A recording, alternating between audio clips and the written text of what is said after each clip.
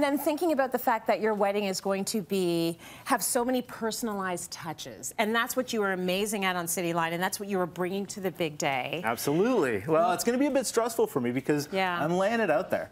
So I'm putting everything out early for everybody to have a sneak peek at my wedding, even though it's so far in advance. Almost everything's done and planned.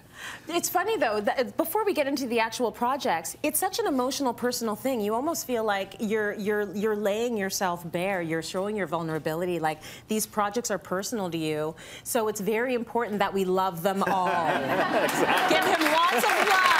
We need the love on this one, yes. Yes, but you will love them all because you've done them so amazingly. Your DIYs are stuff that you could put in stores and sell. I mean, you're at that level. Thank you, thank you. So let's start with the invites. Well, so just going back a little bit, this whole wedding is literally our friends and family, our closest friends and family, and we're having them over for dinner, and that's the way we're approaching it. We're not approaching it as a big ceremony. We're older. Yeah. So, I mean, this isn't like, woo, party time, right? This is a dinner event with wine, with food, and everything's catered and customized to that. Nice. But because it's customized, it needs to read Kevin and Carson.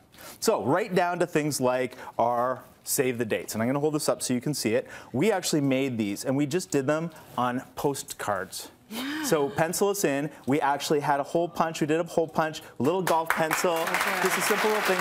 And on the back side, you mentioned that people are doing websites. We did the same. So on the back side, we have our website and the detailed information. But this is just the save the date. Lovely. But because we did a nice save the date, we had to take it to the next level for the invitation, right? Yeah, of course, because now people have expectations. Right. So here's our invitations. Now, I worked with a company called Roses Without Thorns, and they helped me customize it. So this is actually a piece of wood. So this is a wood veneer that's laser cut, and then pop-ups are huge this year. Yes. So of course, I had to go with the pop-up.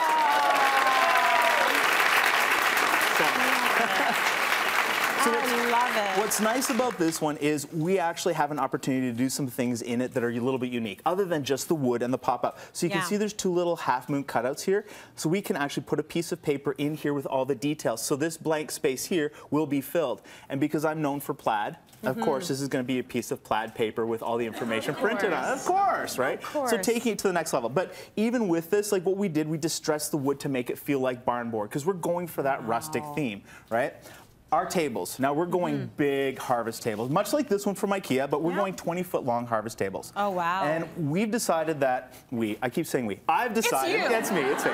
I've decided that I want lots of space in between because the meals being served are family style. Oh, so there'll beautiful. be platters passed around. Okay. But because there's lots of spaces, I really wanted to break up, how people sat down in the space in a way that was kind of fun and unique. Okay. So I'm going to point to this here, that this is my little name tag place setting. Oh, isn't that lovely? So I'm going to show everybody how I made these. Okay. Because literally this is the funnest thing. I've been collecting these at yard sales and dollar stores and cheap discount places, and I've been growing my own succulents. Oh, so smart. So I've been actually taking the leaves of succulents for the last few weeks, cutting them off, letting them dry out, and I'm going to hold this up, and hopefully you can see that. There's a little baby one started right there. Oh, yeah. Right That's on how you the end. grow them. That's how you grow them. So that's a new succulent coming up, and that's going to be its own thing. Exactly. And now every person is going to get their own personalized individual carrier for the succulent and their own nameplate. And their own nameplate. Which so that's something such a to take gorgeous away. way to do it. In addition to that, I'm also growing all the centerpieces. Because I'm a glutton for punishment. I'm going to lift it up here.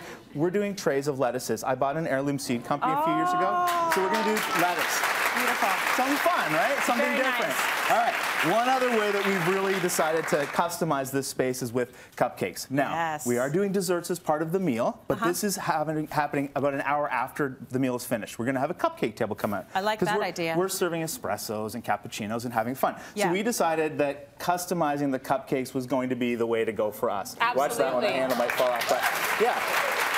So we've got wood, we've got buffalo plaid, because everybody on social media sent me a picture of the buffalo plaid cake. Have you seen that one with plaid slices? Seen it. That's crazy. So I went with the cupcake instead, just fun and easy.